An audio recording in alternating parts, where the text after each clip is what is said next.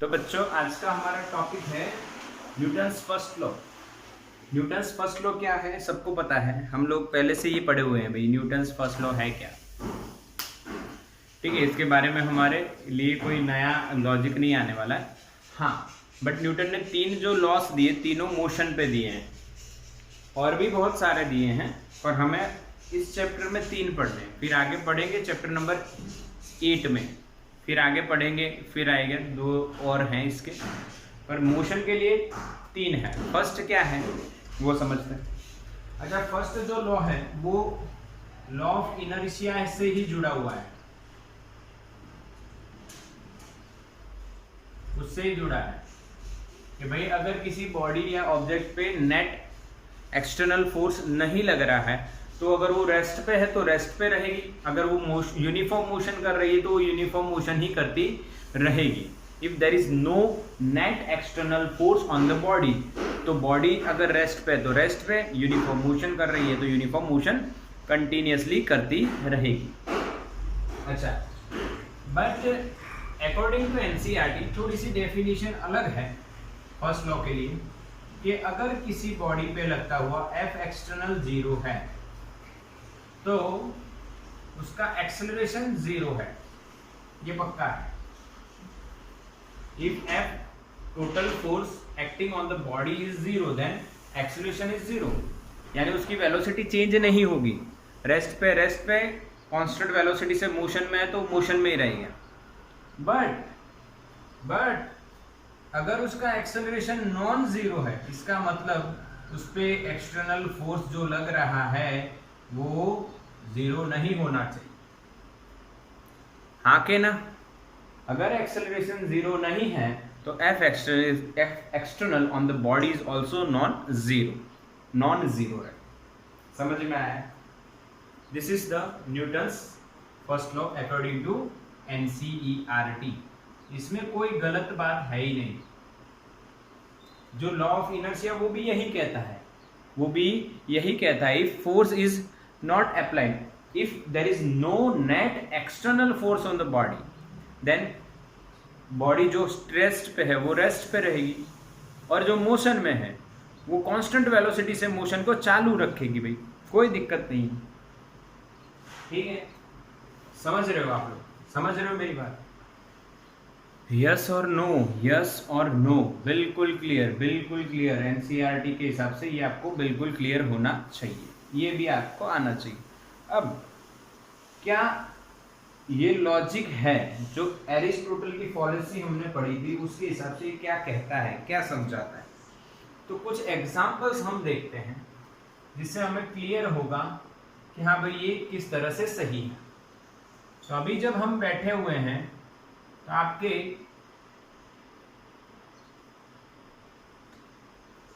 Table पे, ये table draw किया बच्चों मैंने, मान लो एक बुक रख लो, एक बुक है जो रेस्ट पे, ये टेबल है और टेबल पे एक बुक है जो रेस्ट पे है। अब देखो, क्या इस बुक पे कोई फोर्स लग रहा है?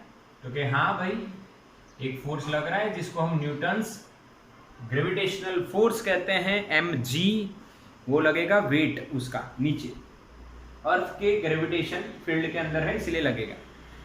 तो अब इस पे फोर्स लग रहा है तो इसका एक्सेलरेशन होना चाहिए, ये रेस्ट पे नहीं होनी चाहिए, पर ये तो असल में रेस्ट पे है बुक।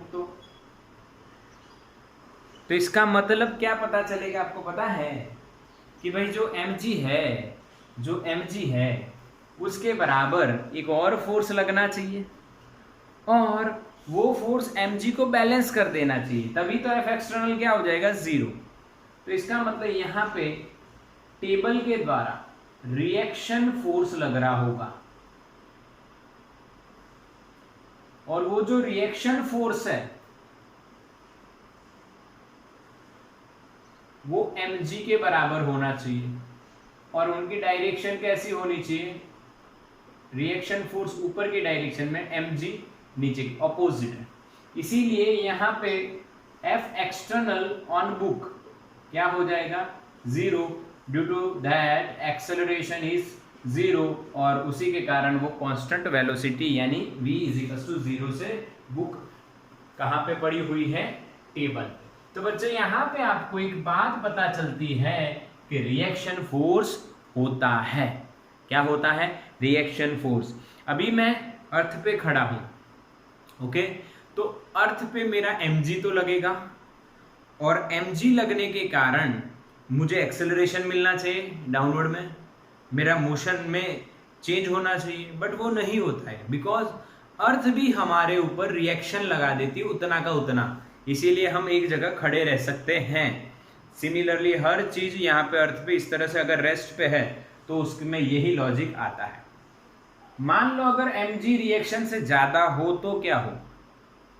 मान लो अगर mg रिएक्शन से ज्यादा हो तो क्या होगा बताइए? If mg is greater than reaction then what happens? समझ लो इस बुक की जगह इस पे हल्क आके बैठ गया। हल्क तो जानते हो आप, हल्क आके बैठ गया तो क्या होगा? क्या होगा बताओ? यस, हम वो हल्क जो बैठा वो नीचे पड़ जाएगा क्योंकि टेबल टूट जाएगा because mg is greater than reaction. Yes yes, आ गया समझ में? बट अगर हम स्टैंड कर सकते हैं, हम बैठ सकते हैं, तो mg इज इक्वल टू क्या होना है? Reaction force. दूसरा, एक न्यूटन्स फर्स्ट लॉ के हिसाब से हम एक और बात समझ आते हैं, आपको भाई समझाते हैं। यानी न्यूटन के फर्स्ट लॉ से पता चला कि there is a reaction force. Yes और नो? यस और नो? हाँ, इसीलिए न्यूटन फर्स्ट लॉ जो है बच्चों वो डेफिनेशन प्रोवाइड करता है फोर्स की। Newton first law provides the definition of the force. Newton first law क्या प्रोवाइड करता है? Definition of force. Yes, force क्या है, कैसे लगेगा, तो इसको फोर्स कहेंगे। अगर एक्सेलरेशन है तो फोर्स है, अगर एक्सेलरेशन नहीं है तो फोर्स नहीं है। So that we can say that Newton's first law provides definition of the force. एक और डेफिनेशन बताते हैं आपको, देखो बढ़िया। एक व्हीकल चल रहा है बच्चों,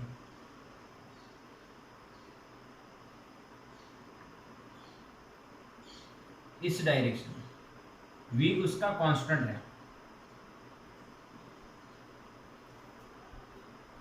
अब कांस्टेंट वेलोसिटी रखनी है तो एक्सेलरेशन 0 होगा, हाँ के ना? If velocity is constant then acceleration is 0। If acceleration is 0 then f external is 0 according to Newton's first law। But क्या हमें गाड़ी चालू रखनी पड़ेगी या बंद कर देंगे तो भी इतनी स्पीड से चलेगी? चालू रखनी पड़ेगी ना, इंजन स्टार्ट कर रखना पड़ेगा ना।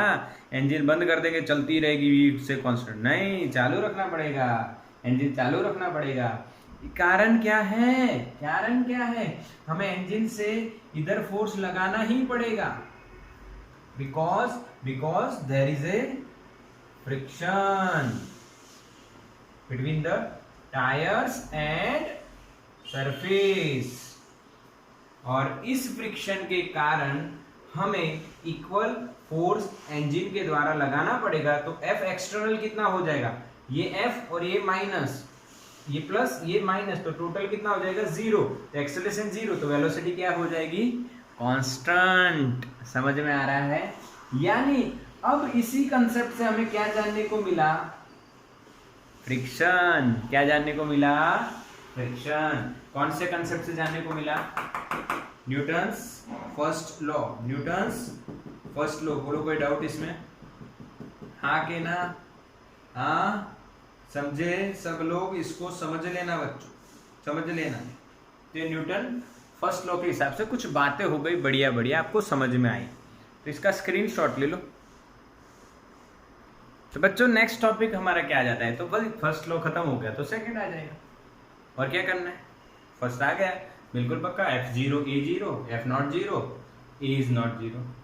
हाँ बिल्कुल सिंपल है। सेकंड लॉ देखते हैं, आइए। अब सेकंड लॉ कैसे आता है? यानी मोशन को समझने के लिए पहला लॉ जो है वो क्या काम कर गया? आपको फोर्स कहाँ से क्यों लगाना पड़ता है, कैसे लगाना पड़ता है, वो आ गया। हाँ कह रहा, फोर्स कैसे, कहाँ, कौन सा लगेगा? रिएक्शन है, फ्रिक्शन है, और भी बहुत सारे हैं, बट ये दो मैंने आपको बताए। ज़्यादा डिटेलिंग नहीं करना है भाई, इतना कंसेप्ट बहुत है। न्यूटन सेकेंड लॉ में डिटेलिंग करना है क्योंकि इसके ज़्यादा क्वेश्चन आता है। जैसे न्यूटन फर्स्ट लॉ हमारे को क्या देता है, डेफिनेशन ऑफ फोर्स, उसी तरह से न्यूटन सेकेंड लॉ हमें क्या देता है, इक्वेशन ऑफ फोर्स। ये याद रखना है, इक्वेशन ऑफ फोर्स देता है, equation of force and direction. तो सेकेंड लॉ जब हम समझेंगे तो उससे पहले आपको एक क्वांटिटी समझनी है जिसका नाम है मोमेंटम। क्या नाम है बच्चों, मोमेंटम। सबने पढ़ा होगा, हाँ के ना। इसको हिसाब से हम लोग लीनियर मोमेंटम बोलेंगे। क्या बोलेंगे, लीनियर मोमेंटम। अभी हम मोमेंटम बोल रहे हैं, small p vector is the symbol. हाँ, अभी हम क्या बोल रहे हैं, मोमेंटम, बट एक्चुअली में आफ्टर 7 चैप्टर इसको हमें क्या बोलना पड़ेगा, लीनियर मोमेंटम। क्योंकि 7 चैप्टर में रोटेशनल मोशन आएगा तो वहां पे रोटेशनल मोमेंटम होगी। आके ना समझ में आया। तो ये मोमेंटम आपको कैसे पढ़ाता हूं देखो, एक सिंपल एग्जांपल से आपको बता दूंगा। यानी फोर्स प्रोवाइड करने में, किसी ऑब्जेक्ट पे फोर्स लगाने में ये क्वांटिटी आ जाती है और इससे फोर्स डिपेंड करता है, इस पे फोर्स डिपेंड करता है। अभी प्रूव करके बताता, सिंपल बात है। देखो बढ़िया कंसेप्ट देने वाला हूं। एक पिक्चर की बात कर लेते हैं हम लोग। ये इंसान खड़ा है, यहाँ पे दूसरा इंसान खड़ा है, ओके। इस इंसान के हाथ में बंदूक है, यहां से बंदूक की गोली निकली, ये इंसान इस साइड देख रहा है तो इसके जाके लगी और इसके अंदर गई और इंसान मर गया। सही है, सही है ना। बंदूक से गोली लगी, इंसान मर गया, केस 1, इंसान डेड हो गया।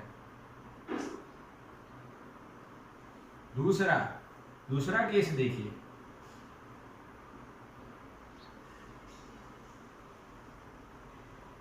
यहां से बुलेट निकली और इंसान को लगी। अभी भी इंसान इधर ही देख रहा है, अब ये बुलेट इसको लगी, केस 2।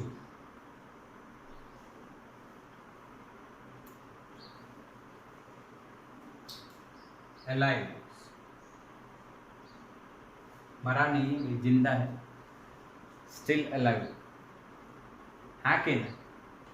तो ये हाथ से फेंकता है और ये बंदूक की गोली जाती। मान लीजिए यहाँ पे वेलोसिटी 100 मीटर पर सेकेंड है और यहाँ पे वेलोसिटी 2 मीटर पर सेकेंड है। तो इंसान के शरीर के अंदर एंटर होगी, नहीं होगी, होगी क्या, हाँ नहीं होगी, और यहाँ पे एंटर हो जाएगी। दोनों जगह बुलेट का जो मास है वो सेम है, मास m है। मान लो 50 ग्राम की है, 10 ग्राम की, जितने भी ग्राम के मास सेम है, बुलेट का मास सेम है। पर वेलोसिटी बढ़ जाती है तो वो फोर्स ज्यादा लगा के अंदर घुस जाती है। हाँ के ना, सही है, सही है कि नहीं, क्लियर है कि नहीं, यस। अच्छा, अभी इसी एग्जाम्पल को थोड़ा सा चेंज करते हैं। अब बंदूक और गोली को हटा देते हैं, एक इतना बड़ा स्पीयर लेते हैं। क्या लेते हैं, इतना बड़ा स्पीयर लेते हैं, ओके। अब इस स्पीयर का मास है भाई 200 ग्राम। कितना है, 200 ग्राम। फुटबॉल है और इस फुटबॉल से आप हेड करते हो ना, ऐसे वो बॉल आती है तो हेड से मारते हैं। हाँ के ना, उसको क्या बोलते हैं, याद है, फुटबॉल में होता है ना ऐसा, बॉल आई और हेड से मारते हैं ना। हाँ ऐसा करते हैं ना भाई, हेड से मारते, देखा होगा ना, यस देखा है, सबने देखा है। हाँ हेडर, वो हेडर तो इंसान होता है हाँ जो हेड से मारता है, हेडर वो इंसान होता है, ठीक है। अच्छा ये फुटबॉल है तो आप इससे मार सकते हो भाई 200 ग्राम की, यस और नो, यस और नो, हवा भरी हुई। अच्छा इसी के सामने इसी के सामने आपको हेडर मारना है, पर अब बॉल है 25 किलो की, 25 kg, 25 kg। समझ में आया? वेलोसिटी दोनों की सेम है, चलो वेलोसिटी दोनों की 10 मीटर पर सेकंड है, यहाँ पे भी 10 मीटर पर सेकंड है, पर किसकी इफेक्ट ज्यादा होगी? किसकी इफेक्ट ज्यादा होगी? इससे फोर्स ज्यादा जनरेट होगा। यानी मास और वेलोसिटी मिला के कुछ फोर्स का जो है कंसेप्ट वो बना देती है। तो यहाँ पे जो न्यूटन है उन्होंने ये कहा कि मोमेंटम जो है वो मास और वेलोसिटी से बनती हुई क्वांटिटी होनी चाहिए। यानी मोमेंटम डिफाइन की गई बेटा P is equals to mass into velocity. सही है? आगे ना, मोमेंटम किसे कहते हैं? The product of mass and velocity of the body is called momentum of the body. The product of mass and velocity. Why? Reason देखो, मास बढ़ा तो इफेक्ट बढ़ी, वेलोसिटी बढ़ती है तो भी इफेक्ट बढ़ती है। तो due to velocity and mass, mass बढ़ने से इफेक्ट बढ़ती है, वेलोसिटी बढ़ने से इफेक्ट बढ़ती है, तो इसको बोला गया बच्चों momentum. The product of mass and velocity is called momentum. Momentum समझना मेरी बात बच्चों। जो फोर्स, अच्छा इसको फोर्स क्यों नहीं बोला गया? इसका भी रीजन है। देखो, मास बढ़ने से फोर्स की इफेक्ट बढ़ती है, यस और नो? वेलोसिटी बढ़ने से फोर्स की इफेक्ट बढ़ती है, तो मास और वेलोसिटी फोर्स की इफेक्ट बढ़ाने में प्रोपोर्शन में होने चाहिए, यस। बट मास और वेलोसिटी का प्रोडक्ट है ना, उसको फोर्स नहीं बोला गया, उसको मोमेंटम बोला गया। वो उसको मोमेंटम देता है, उसको मोमेंटम देता है। हाँ, फोर्स भी लगता है, पर इसको फोर्स नहीं बोला गया। उसका रीजन अभी पता चलेगा, पर मोमेंटम समझ में आया कि नहीं? पक्का? The product of mass and velocity of any body और ऑब्जेक्ट इज कॉल्ड मोमेंटम। अब बच्चों यूनिट बता दो, यूनिट बता दो इसका, बिल्कुल इजी। मास का केजी, वेलोसिटी का metre into second minus 1, metre into second minus 1। Dimensional formula बनाओ, m1 L1 T minus 1। Momentum का एक और यूनिट होता है बच्चों, न्यूटन इंटू सेकेंड, वो आगे पढ़ेंगे। न्यूटन इंटू सेकेंड, ये आगे पढ़ने वाला है। ओके, अच्छा ये कौन सी डायरेक्शन में होती है मोमेंटम? यानी वेक्टर है, ये तो पक्का है, वेक्टर क्वांटिटी है, पर डायरेक्शन कौन सी? In the direction of velocity. Velocity सही है? सही है कि नहीं? In the direction of velocity. Clear? Scalar या वेक्टर? तो तीन बताए वेक्टर में। Direction of velocity depends on mass and velocity of the body. Mass बढ़ेगा मोमेंटम बढ़ जाएगी, वेलोसिटी बढ़ेगी मोमेंटम बढ़ जाएगी। पक्का? अरे हाँ के ना, हाँ के ना, अरे पक्का हुआ, अरे बिल्कुल पक्का हुआ। बहुत सारे एग्जाम्पल आप ले सकते हो मोमेंटम पे, बहुत सारे एग्जाम्पल आप ले सकते हो मोमेंटम पे। Yes yes. अच्छा अब देखो, यहाँ पे आपको मोमेंटम के कुछ सम्स करवा देता हूँ, कुछ सम्स करवा देता हूँ। हाँ, एक और बात आपको यहाँ पे नोट करवा देता हूँ, change in momentum.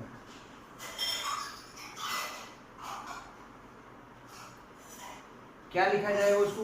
Delta P final minus initial, final minus initial, ऐसे लिख सकते हो। ये तो आता है ना आपको? हाँ कि ना बच्चों? चेंज इन मोमेंटम पता चला? अच्छा अच्छा, ये क्यों पढ़ा रहा हूँ, चेंज इन मोमेंटम क्यों पढ़ा रहा हूँ? तो इसका भी लॉजिक है भाई। मान लो एक फुटबॉलर है, एक फुटबॉल रेस्ट पे है, इनिशियल वेलोसिटी 0 है, तो उसकी मोमेंटम क्या है? 0 है। जब उसको वो फुटबॉलर किक करता है तो उसकी मोमेंटम चेंज होती है। तो change in momentum is very important. Ball rest पे पड़ी हुई है, यहाँ पे बंदूक है, बंदूक के अंदर गोली है, गोली अंदर पड़ी हुई है, तो उसकी मोमेंटम 0 है। बट जब उसको फायर किया तो उसकी मोमेंटम चेंज हुई, तो मोमेंटम का चेंज इंपॉर्टेंट है कि नहीं? वही तो फोर्स लाता है। हाँ, वही तो फोर्स लाता है। मैं कहूँगा भी मैं आपको एक मुक्का मारता हूँ, पर मैं इसको रेस्ट पे ही रखता हूँ, आप डरोगे? क्या सर, ऑनलाइन कहाँ मुक्का लगता है? मैं कहूँगा होमवर्क नहीं किया तो पिटोगे, क्या सर ऑनलाइन कैसे मारोगे? व्हाट्सएप पे थप्पड़ भेजोगे? हाँ कि ना? व्हाट्सएप पे भेजोगे, कैसे मारोगे? हाँ, और मैं रोज अगर लाइव भी आ जाए, रूबरू भी हो जाए, और मैं कहूँगा मारूंगा मारूंगा मारूंगा, यानी मेरा हाथ के अंदर मास है पर उसकी वेलोसिटी 0 है, तो मोमेंटम कितनी है? 0 है।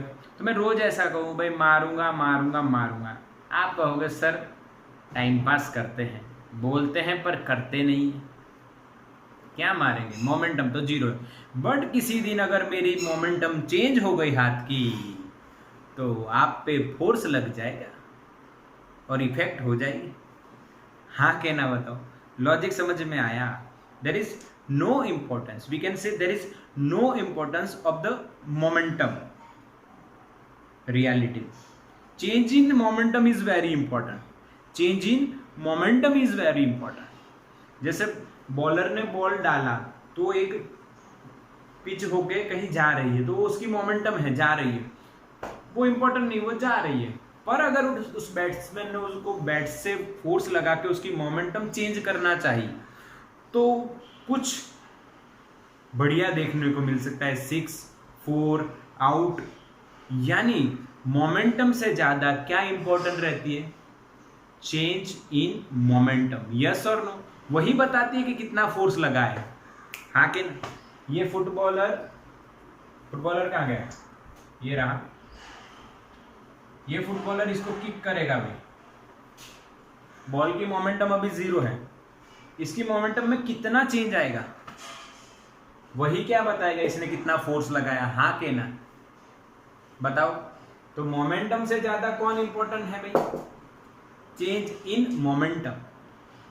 क्या आपको अभी इसकी मोमेंटम पता है? ठीक है, 0, क्या वो इंपॉर्टेंट है? ये कितना फोर्स लगाएगा वो बता सकते हैं? नहीं। हाँ, इसकी मोमेंटम जब चेंज होगी तब आपको पता लग जाएगा भाई कितना फोर्स लगा है, कितना फोर्स लगा है। इसी तरह से आपको समझना है कि change in momentum is important. चलो मोमेंटम के सम्स कर लेते हैं। ये आपको मोमेंटम बिल्कुल समझ में आ गया, P = mv, कोई दिक्कत नहीं है इसमें। Change in momentum is also important. तो सम्स तो आ जाएंगे यार, मास इंटू वेलोसिटी करना है, आप ऐसा सोचोगे? आके ना, आप ऐसा ही सोचोगे ना, सम तो आ जाएंगे। मोमेंटम का चेंज भी आ गया, कुछ भी हो आ जाएंगे, कोई दिक्कत नहीं है सर। तो मैं आपको एक सिंपल बात बताता हूँ, ये 2 किलो का बॉक्स है भाई, इसकी वेलोसिटी 2 मीटर पर सेकेंड है, बताओ मोमेंटम कितनी? बहुत डिफिकल्ट है या इजी है? एकदम इजी है ना भाई। Mass into velocity is equals to 4 kg/-1, simple, ये आपको पता है। बट अब मैं आपको कुछ अलग लॉजिक बताऊं, कुछ अलग लॉजिक बताऊं। 3rd चैप्टर पढ़ चुके हो, यही बॉक्स है, 2 kg है, इनिशियल वेलोसिटी 2 मीटर पर सेकेंड, इस पे एक्सेलरेशन लगाया गया है 2 मीटर पर सेकेंड स्क्वायर वेलोसिटी की डायरेक्शन में। तो find small p momentum after 2 second. अब थोड़ा हिसाब लगाना पड़ेगा।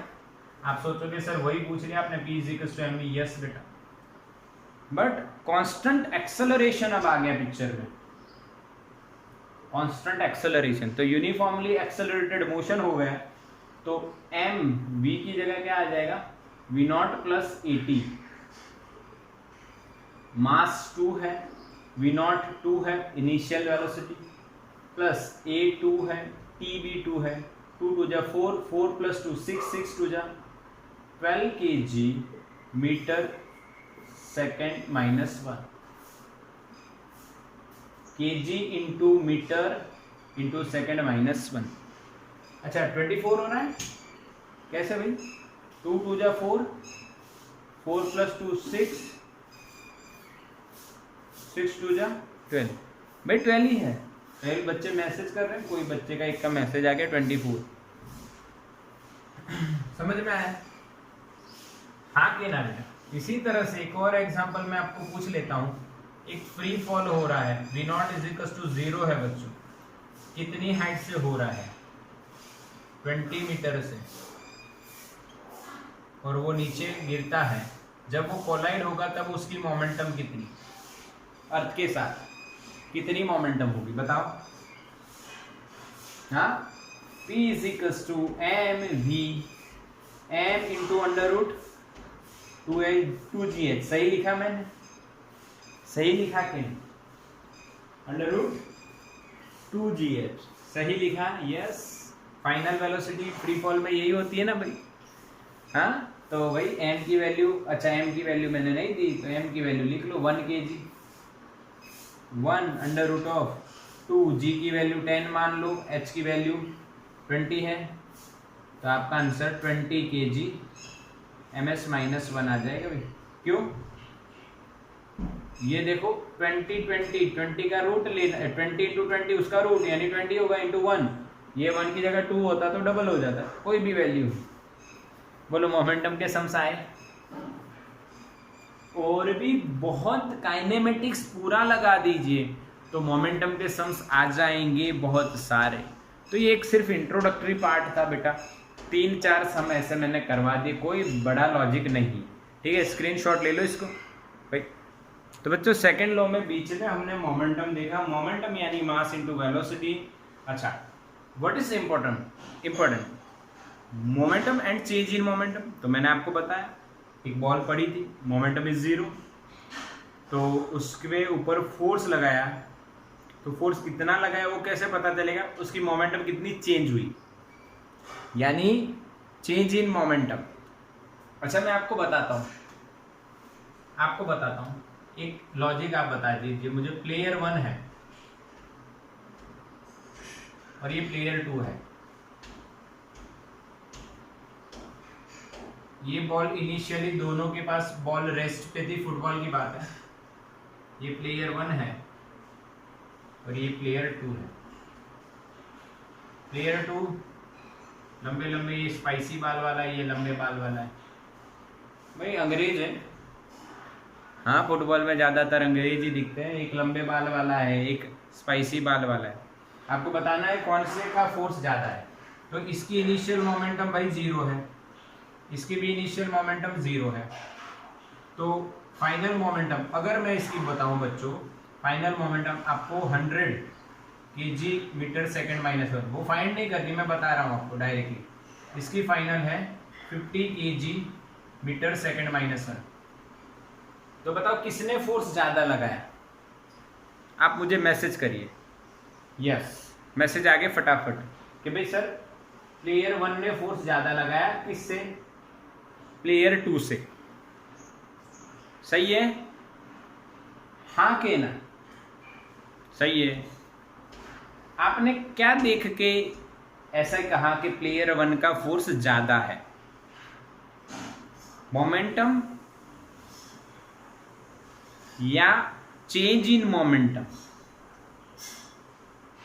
यस, इसने 0 से 100 किया, इसने 0 से 50 किया, तो इसका जो किक में फोर्स था वो ज़्यादा है, इसकी किक में फोर्स कम है।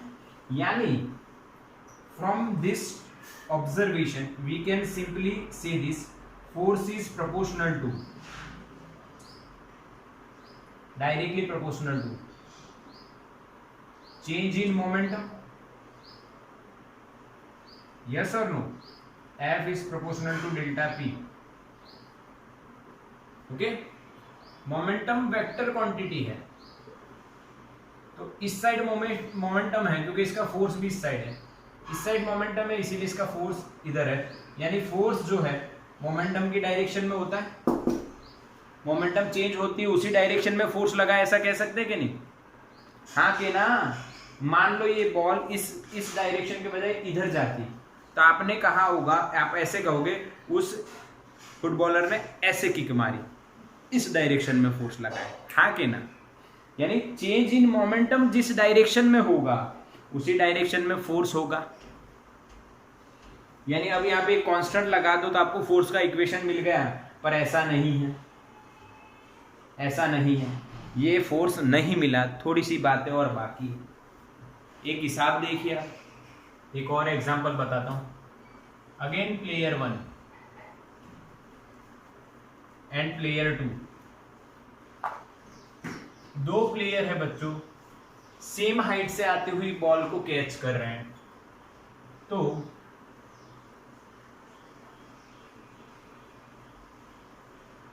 ये उसका हाथ है और उसकी ये सेकंड पोजीशन है,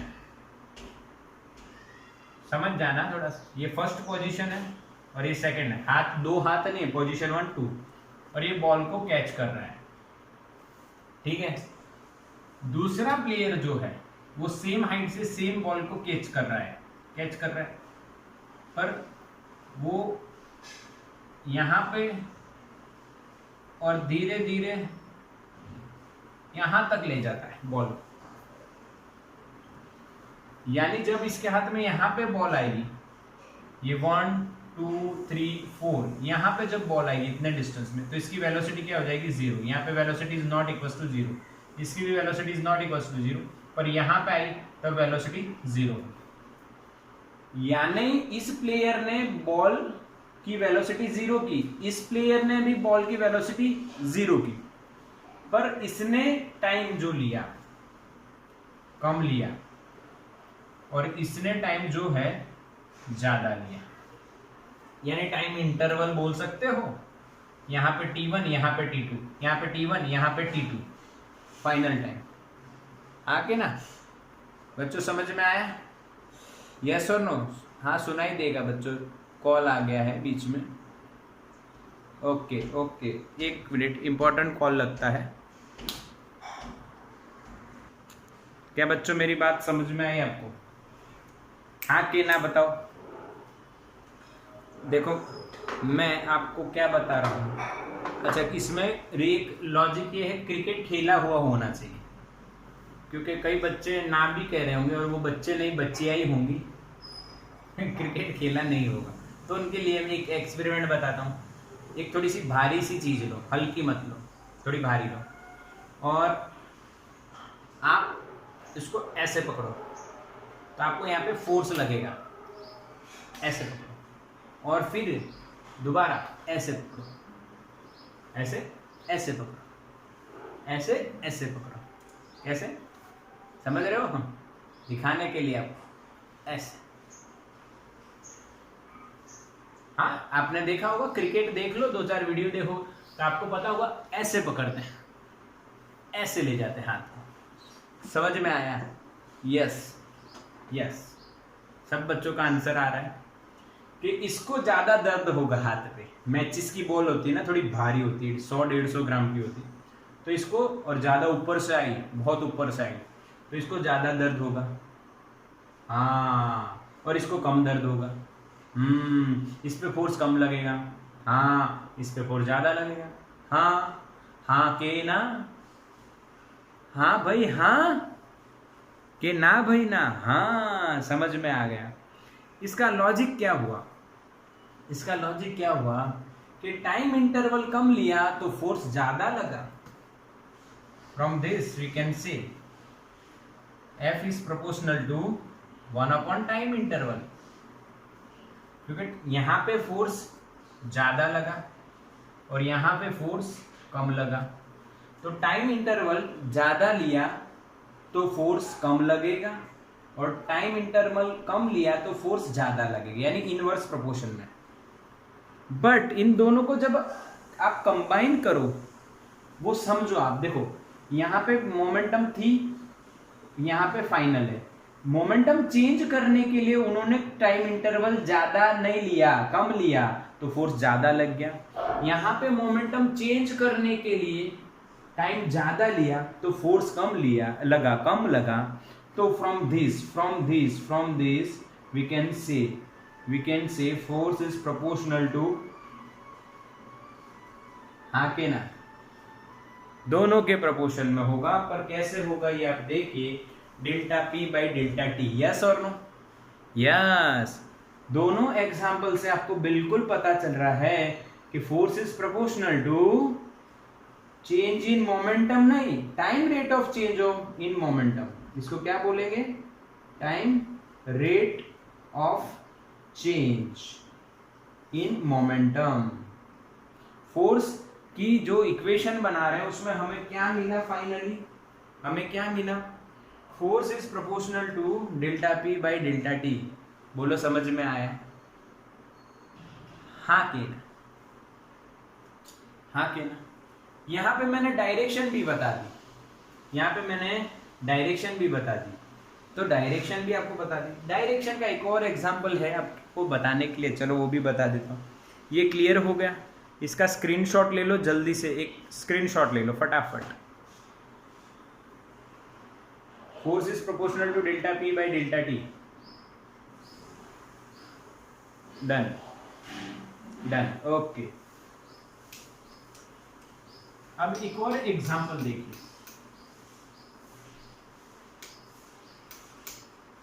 एक बढ़िया एग्जांपल ऐसा देता हूं जो आपको डायरेक्शन के लिए आप पढ़ चुके हो।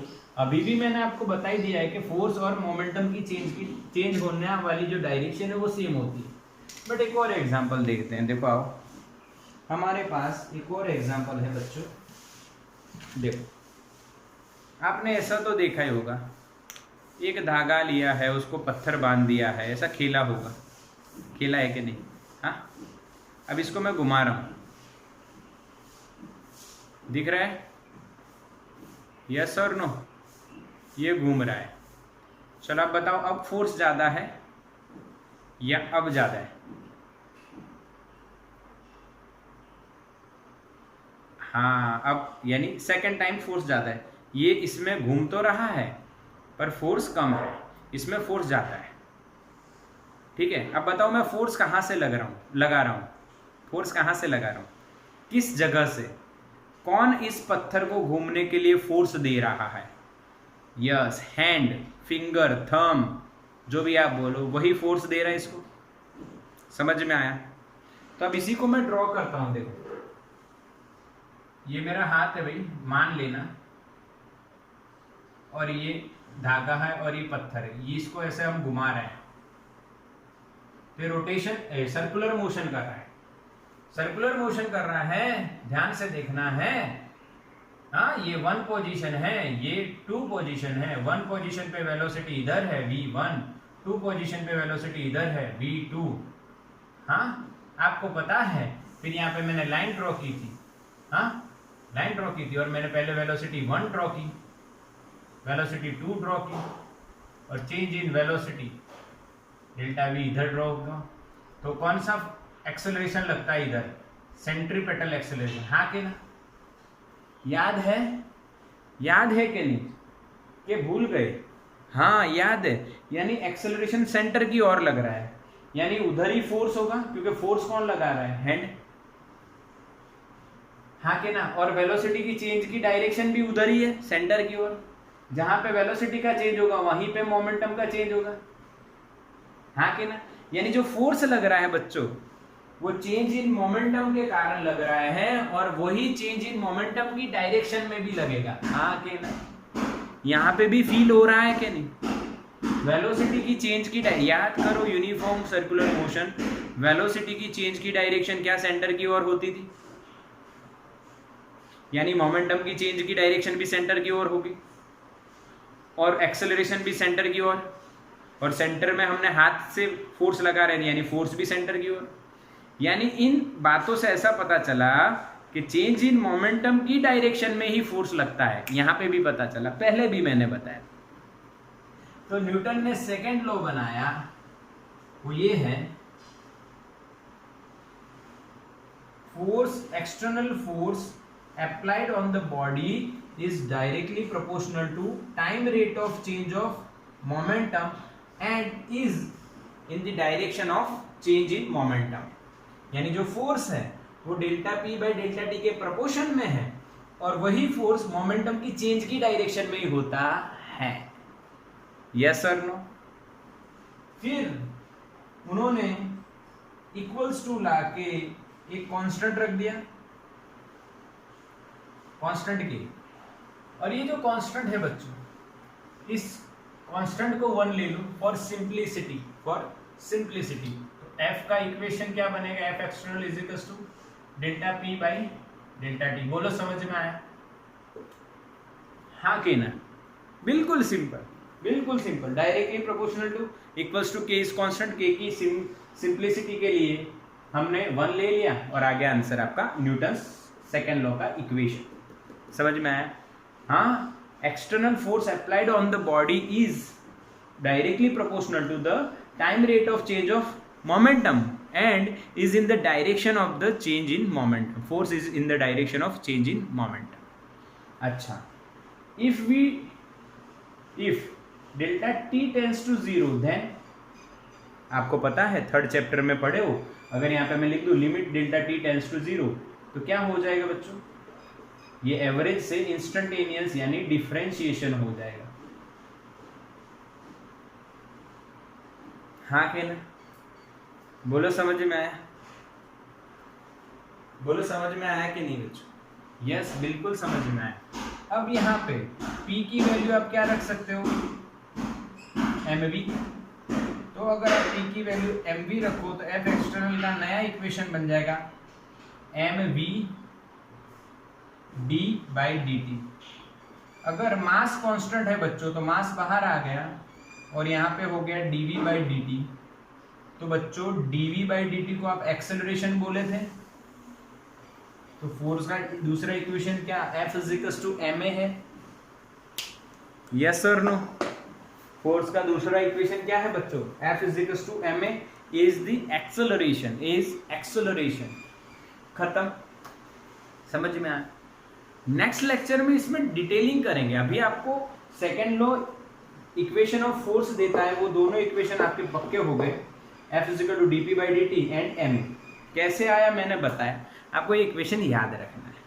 नेक्स्ट लेक्चर में हम लोग इसको अच्छी तरह से यहाँ से जी नीट पर्पस के बेसिस पे इसको समझेंगे. So don't worry about it.